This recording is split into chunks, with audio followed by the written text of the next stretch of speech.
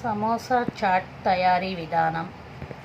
ముందుగా ఇలా సమోసాని తీసుకొని ఆలు సమోసా ఇలా కటింగ్ చేసుకోవాలి.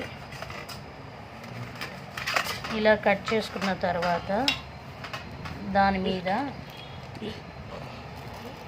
ఇలా గ్రీన్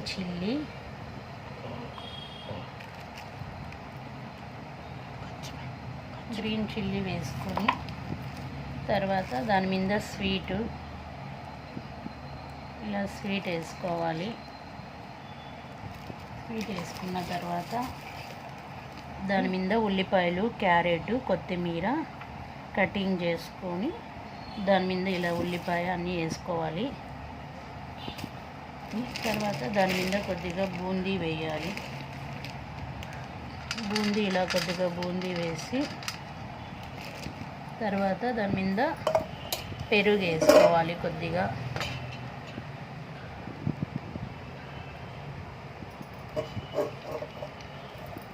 పెరుగు వేసుకున్నాక నిమ్మకాయ పిండుకోవాలి, కొద్దిగా నిమ్మరసం.